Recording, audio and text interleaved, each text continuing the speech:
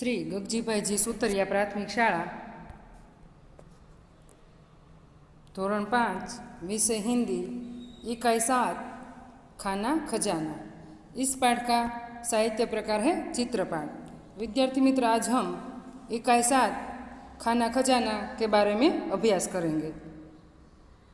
आप देख सकते हैं इसमें चित्र दिया गया है। चित्र आपको देखना है, चित्र देखकर आपको चित्र का वर्णन करना है। यह रसोई घर का चित्र है। आप देखिए किसका चित्र है? यह रसोई घर का चित्र है। माता रसोई घर में गैस के पास बैठी है। रसोई घर में माता रोटियां बना रही है। रसोई घर में गैस का चूल्हा है। गैस के चूल्हे पर कुकर है। रसोई घर में एक पानी का मटका है। आप देख सकते हैं मटके के ऊपर ढक्कन भी है। दादी माँ किताब पढ़ रही है, धार्मिक किताब पढ़ रही है, और माता है उसका बच्चा खाना खा रहा है। गरम गरम मम्मी रोटी बनाती है और बच्चा खा रहा है। रोटी दानी में रोटियां है। माँ के पास क्या है? रोटी दानी। उसमें माँ गर्मा गर्म रोटियां उसमें डालती है। बर्तन के स्टैंड में 4 कांच की बोतल है। स्टैंड में थालियाँ, कटोरियाँ तथा गिलास है। फल के बास्केट में फल है। सब्जी के बास्केट में बैंगन, लौकी है। माता के पास आटे का डिब्बा है। रसोई घर में अलमारी पर डिब्बे हैं। दादी माँ बैठे बैठे धार्मिक किताब पढ़ रहे हैं। रसोई घर की खिड़की बड़ी है। खिड़की के बाहर से देखने बादल और आसमान दिखाई दे रहा है। यह एक सुंदर रसोई घर है। टोकरी में लौकी, पत्ता, गोभी, भुट्टा, मूली जैसी सब्जियां और अंगूर, आम जैसे फल है। अलमारी के डिब्बे में चावल, दाल और आटा है। यह एक सुंदर रसोई घर के चित्र है। आपके घर में भी रसोई घर है। आपकी मम्मी रसोई घर में रसोई बनाती है। अपनी दादी बुजुर्ग हो गई है, इसलिए वो धार्मिक किताब पढ़ती होंगी। आपकी बड़ी दीदी हो, अपनी मम्मी को रसोई घर में हाथ बटाती है। आप भी मम्मी को रसोई घर में हाथ बटाना सीखो। अब हम पाठ्य पुस्तक में पेज नंबर 39, 28 और 39 के बारे में अभ्यास करेंगे। चित्र देखकर प्रश्नों के उत्तर दीजिए। माता रसोई घर में क्या कर रही है? तो उसका उत्तर है माता रसोई घर में रसोई बना रही है। दादी माँ क्या कर रही है? तो आपने चित्र में देखा, मैंने भी आपको समझ दी कि दादी माँ है वो बुजुर्ग है, इसलिए वो धार्मिक पुस्तक पढ़ रही है। तो उसका उत्तर क्या है? दादी माँ पुस्तक पढ़ रही है। लड़का क्या कर रहा है? रसोई घर में लड़का क्या कर रहा है? तो क्या लड़का खाना खा रहा है। चौथा सवाल, रसोई घर में कौन कौन से बर्तन हैं? तो आपके घर में भी रसोई घर है, इसमें भी आपके घर में भी बर्तन भी होंगे। तो उसे हिंदी में क्या कहते हैं ये आप देख सकते हैं। रसोई घर में थाली, गिलास, कटोरी, कप, पतीली, कुकर, डिब्बा, जार, कलसा, तवा, आचा के जार, चिमटा, टोकरी आदि बर्तन है। आपके रसोई घर में भी ऐसे बर्तन होंगे। अब हम आगे देखेंगे। सवाल नंबर 5, टोकरी में कौन सी सब्जियां और कौन से फल है? तो आपको उसका उत्तर लिखना है। तो कि टोकरी में आलू, फूल गोभी, लौकी, टमाटर आदि सब्जियां और केला, सेब, संतरा आदि फल है। आप भी अपने रसोई घर में टोकरी में सब्जी और फल डालते हो। अब हम सवाल नंबर 6 देखेंगे। खिड़की से बाहर क्या दिखाई दे रहा है? खिड़की के बाहर स्वच्छ नीला आसमान और बादल दिखाई दे रहा है। आपके रसोई घर में भी खिड़की होंगी, है ना विद्यार्थी मित्रों। अब हम आगे का सवाल देखेंगे। सवाल नंबर 7, अलमारी के डिब्बे में क्या क्या है? तो आप चित्र में देख सकते हैं। अलमारी के डिब्बे में मिर्च, मसाले, दाल, तेल आदि है। 8वां सवाल, आपके रसोई घर में क्या क्या है जो इस रसोई घर में नहीं है? आपको ये उत्तर देना है। आपके घर में, रसोई घर में जो हो आपको लिखना है।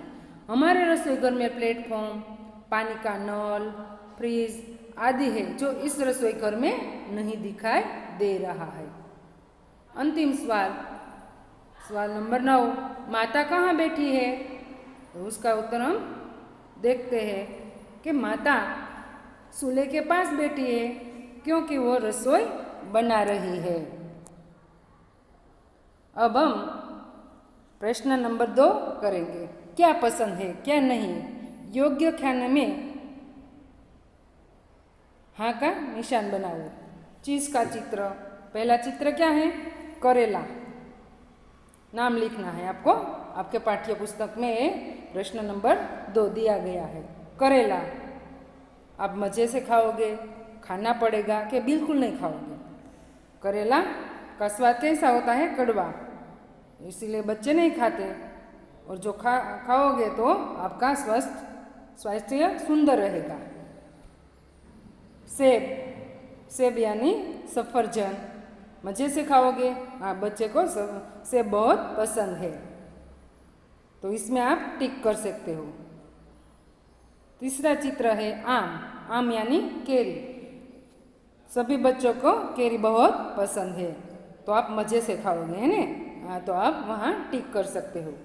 जलेबी, जलेबी भी बच्चों को बहुत प्यारी लगती है, बहुत खाना पसंद है, तो आप वहाँ टिक कर सकते हो। आइसक्रीम, आइसक्रीम को सबको ही पता होगा, तो मज़े से खाओगे, वहाँ आप टिक कर सकते हो। अब हम आपको ये चित्र दिखाएंगे।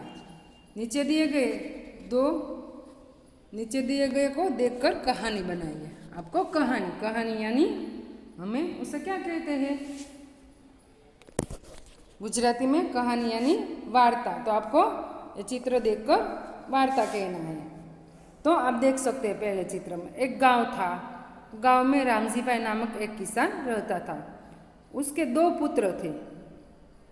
वे आलसी थे और आपस में झगड़ते रहते थे। रामजी भाई उससे बहुत दुखी थे। धीरे धीरे परिवार की परिस्थिति बिगड़ती जा रही थी, क्योंकि दोनों कोई काम नहीं करते और आपस में झगड़ते थे और आलसी थे। रामजी भाई की बात कोई सुनने के लिए तैयार नहीं था। उनकी चिंता बढ़ती जा रही थी। रामजी भाई अब बूढ़े हो गए थे। घर में अशांति और दुख बढ़ता जा रहा था। उन्होंने अपने दोनों लड़कों को बुलाया। दोनों लड़के अपने पिताजी के सामने आकर खड़े रह गए। दोनों लड़कों के पास में से थोड़ी लकड़ियाँ लाने को कहा। रामजी भाई ने क्या कहा कि पास में से थोड़ी लकड़ियाँ लेकर आओ। दोनों लड़के गए और लकड़ियाँ लाए। फिर उसकी गठरी बनाने को कहा। गठरी यानी भारो बनाने की, तो આપણે ગુજરાતીમાં એવું કહેતા હોય, બરાબર। पिता ने पुत्र से लकड़ी की गठरी तोड़ने को कहा। कोई तोड़ नहीं पाया। एक लकड़ी हो तो टूट जाती है, ज़्यादा हो तो वो टूट सकती नहीं है। लकड़ियाँ लाए, फिर उसकी गठरी बनाने को कहा। पिता ने पुत्र से लकड़ी की गठरी तोड़ने को कहा। कोई तोड़ नहीं पाया। दोनों में से एक भी लड़का वो गठरी तोड़ पाया नहीं। उसके बाद रामजी भाई ने पुत्रों से लकड़ी की गठरी में से एक एक लकड़ी तोड़ने को कहा। पुत्र ने लकड़ी तोड़ दी। फिर से पिता ने पुत्रों से लकड़ी की गठरी तोड़ने को कहा। कोई तोड़ न पाया। एक एक कर कहा तो टूट गई।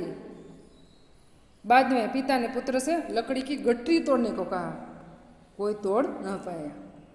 अब चित्र नंबर 4 में दिखाए। पिताजी ने लकड़ी के माध्यम से बच्चों को एकता की बात समझाई। दोनों भाई आपस में लड़ते थे। ये लकड़ी का और गठरी का उदाहरण देकर पिताजी ने उसे समझाया और सीख दी कि बच्चों, बेटे, एकता की बात अब समझो, जो गठरी है उसमें ज़्यादा लकड़ी है, वो टूट नहीं सकती, एक एक को तो सब तोड़ सकते हैं। तो आपको एकता से रहना चाहिए, आलस दूर करना है, आपस में भाई भाई लड़ते हो ऐसा नहीं होना चाहिए। झगड़ा करने से परिवार में अशांति होती है। लड़के पिताजी की बात समझ गए, उसके मन में उसके पिताजी ने जो ये लकड़ी का उदाहरण दिया वो समझ गए दोनों उसके लड़के। परिवार में बदलाव आ गया, उसके परिवार में बदलाव आ गया। कौन सा बदलाव? तो कि दोनों लड़के हैं वो आलसी और झगड़ालू थे, वो आज उसमें बदलाव आ गया। दोनों मेहनत करने लगे, आलस दूर हो गई और दोनों मेहनत करने लगे, आपस में मिलजुल कर रहने लगे, लड़ना झगड़ना छोड़ दिया, घर में सब शांति और प्यार से रहने लगे।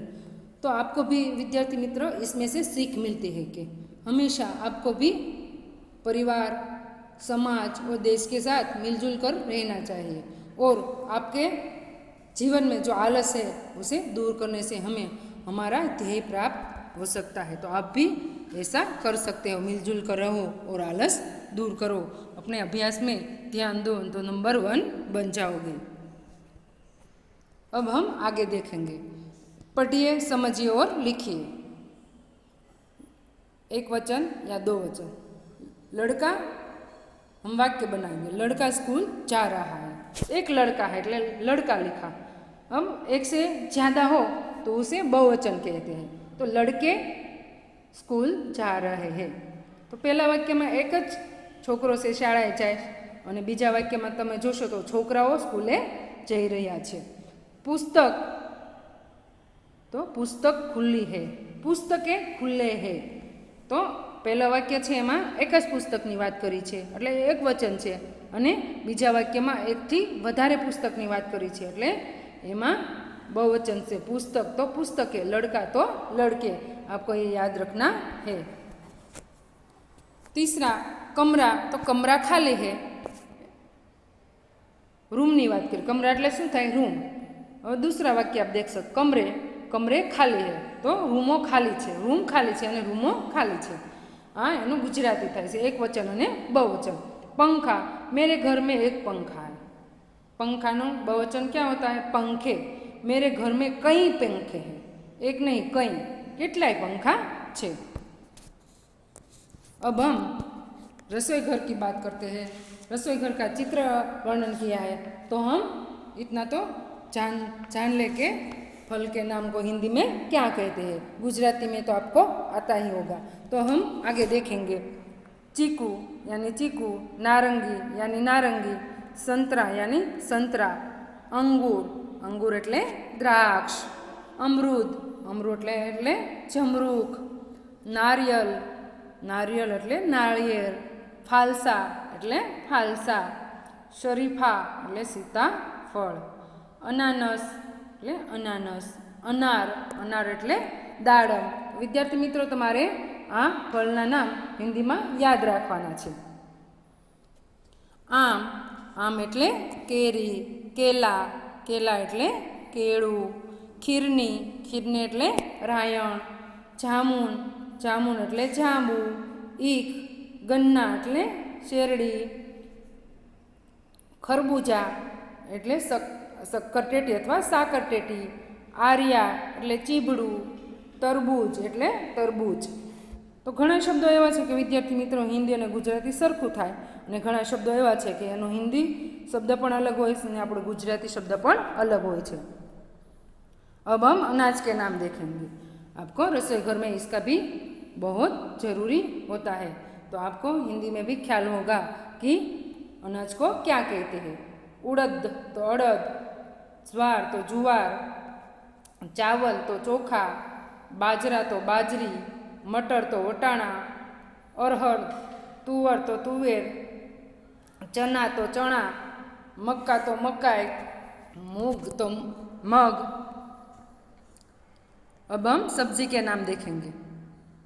अरवी तो अळवी, कंकोड़ा तो कंकोड़ा, फूलगोभी तो फुलेवर, लौकी तो दूधी, टमाटर तो टामेटा, तूर तो तोर अथवा तुरियु, पालक तो पालक, जमकंद सूरन तो सूरण, करेला तो कारेला, गुम्हड़ा कंदूक तो कोळू, गाजर तो गाजर, गुवारफली एटले गुवारसिंग, चचरडिया कुंडरू एटले टिंडोळा, आलू एटले बटाका, प्याज एटले कांदा अथवा डूंगળી, बैगन રીંગણ, मटर वटाणा, रतालू तो रताळू, अदरक एटले आदू, शक्करकंद एटले शक्करिયું, परवल तो परवल, पुदीना तो फुदीनो, बंधकोबी तो कोबीज, भींडो तो भींडो, मूली तो मूळो। तो विद्यार्थी मित्रों, इतना जानिए इसमें फल के नाम, अनाज के नाम, सब्जी के नाम आपको मैंने दिया। आपको एक बार अपनी बुक में लिखकर याद रखना है कि फल के नाम हिंदी में क्या होता है और अनाज के नाम हिंदी में क्या होता है। सब्जी को भी आपको याद रखना है, बैंगन यानी क्या, आपको ख्याल होना चाहिए। आपके अभ्यासक्रम में एक बार आपके जीवन में ये आ गया है तो आपको ये जरूर आपको आना ही चाहिए। प्रवृत्ति आपको मैं देती हूँ, रसोई घर के सामान और उसके उपयोग की जानकारी प्राप्त करें। आपके घर में भी रसोई घर है, आपको मम्मी को पूछना है कि मम्मी ये सामान है, आपको इसकी क्या ज़रूरत है, इसकी जानकारी आपको प्राप्त करनी है। दूसरी प्रवृत्ति है सब्जी और फलों के गुण जानकर उसका खाने में प्रयोग करें।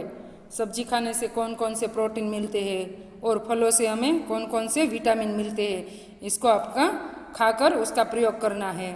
अनाज की पहचान करना सीखें, आपको अनाज को पहचानना है। जुवार यानी क्या, चोखा, बाजरी, जो शहर में रहते हैं उस बच्चे को ख्याल भी नहीं होता, तो आपको इन सभी से जानकारी लेना है और अपना जीवन और सुंदर बनाना है और रसोई घर में माँ को हाथ बटाना है।